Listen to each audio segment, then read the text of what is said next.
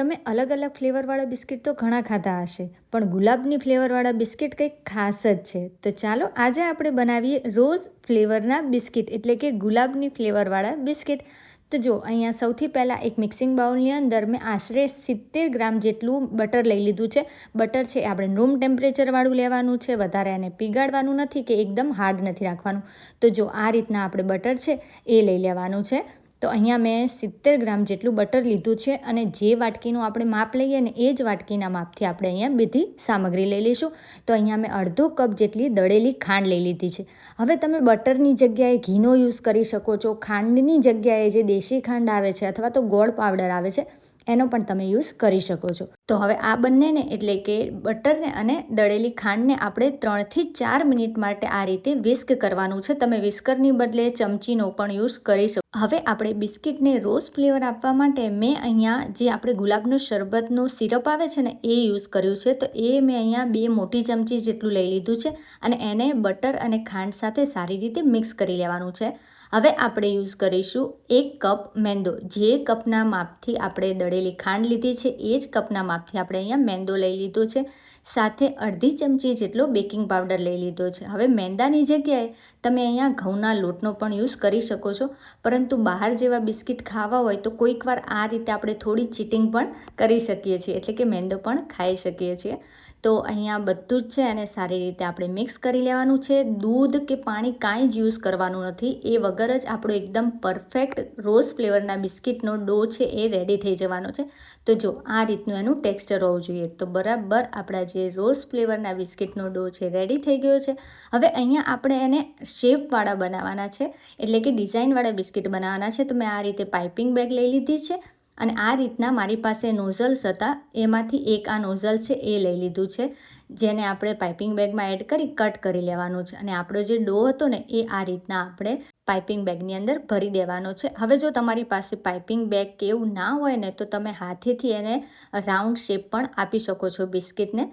તો અહીંયા આપણે જો કઢાઈમાં પણ બનાવીશું અને ઓવનમાં પણ બનાવીશું. તો કઢાઈ માટે મેં અહીંયા સ્ટીલની એક પ્લેટ લઈ લીધી છે, અને એની ઉપર બટર પેપર રાખી દીધું છે, અને બટર પેપર ઉપર આ રીતના આપણે બિસ્કિટનો શેપ પાડવાનો છે. હવે નોઝલ છે મારી પાસે નાની સાઇઝ હતી, એટલે મેં અહીંયા નાના નાના બિસ્કિટ બનાવ્યા છે. જો તમારી પાસે મોટી સાઇઝ હોય ને તો એકદમ પરફેક્ટ જે બિસ્કિટ બજારમાં મળે છે ને એ સાઇઝના પણ તમે બનાવી શકો છો. તો અહીંયા આપણે જે સૌથી પહેલાં કઢાઈની અંદર બિસ્કિટ બનાવવાના છે એ પ્લેટમાં એડ કરી લીધા છે, એટલે કે એ બનાવી લીધા છે, એને સાઈડમાં મૂકી દઈશું. અને અહીંયા હું ઓટીજીમાં એટલે કે ઓવનમાં પણ બનાવીશ. ઓટીજી અને ઓવન થોડું અલગ હોય છે, તો અહીંયા ઓટીજીમાં બનાવીશ. તો એની પ્લેટ ઉપર પણ મેં અહીંયા બટર પેપર રાખી અને એમાં પણ આ રીતના બિસ્કિટ છે એનો શેપ આપી દીધો છે. તો આપણા પ્લેટ એટલે કે ઓવન માટે અને કઢાઈ માટે બિસ્કિટ છે એ રેડી થઈ ગયા છે.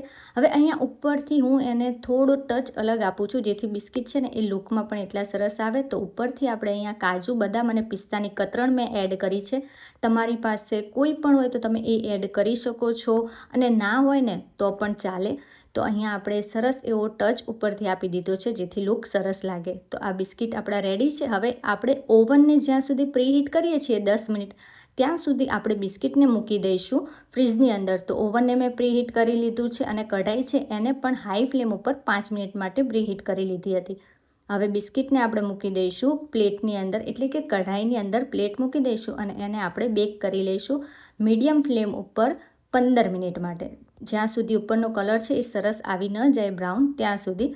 હવે અહીંયા આપણે ઓવન છે એને પણ 70 થી 80 ડિગ્રી ઉપર બંને રોડ ચાલુ કરી દેવાના છે. વચ્ચેની રેક ઉપર 12 થી 15 મિનિટ માટે બેક કરી લેવાનું છે. તો 15 મિનિટ બાદ આપણે કઢાઈમાં જોઈ લઈએ તો સરસ એવા આપણા બિસ્કિટ છે બેક થઈ ગયા છે. કલર પણ સરસ આવી ગયો છે, અને ઓટીજીમાં પણ આપણા જે આ બિસ્કિટ છે ને એ પણ સરસ રીતે કૂક થઈ ગયા છે, અને કલર તમે જોઈ શકો છો ઉપરથી કેટલો સરસ ગોલ્ડન આવી ગયો છે. તો હવે આપણે આ બિસ્કિટ છે એને એકદમ ઠંડા કરી દેવાના છે, જેથી ક્રિસ્પીનેસ છે ને એ બહાર જેવી જ આવી જાય.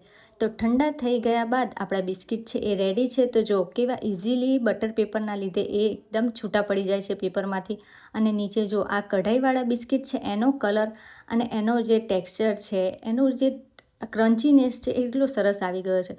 તો ઓવન ઓટીજી ના હોય ને તો પણ તમે કઢાઈમાં પણ એટલા પરફેક્ટ બિસ્કિટ બનાવી શકો છો. અને આ છે આપણા ઓટીજીવાળા બિસ્કિટ એટલે કે માઇક્રોવેવ કે ઓવનમાં બનાવીએ એ બિસ્કિટ. તો એનો પણ કલર એકદમ સરસ આવી ગયો છે અને આ હજી થોડા ગરમ હતા એટલે જો પણ ઠંડા થયા બાદ એનો પણ એકદમ ક્રન્ચી આપણે ટેસ્ટ અને ટેક્સચર આવી જ જાય છે. હવે અહીંયા મેં એક બાઉલની અંદર બિસ્કિટને કાઢી લીધા છે. તમે એને એરટાઇટ કન્ટેનરની અંદર 10 દિવસ માટે સ્ટોર કરી શકો છો.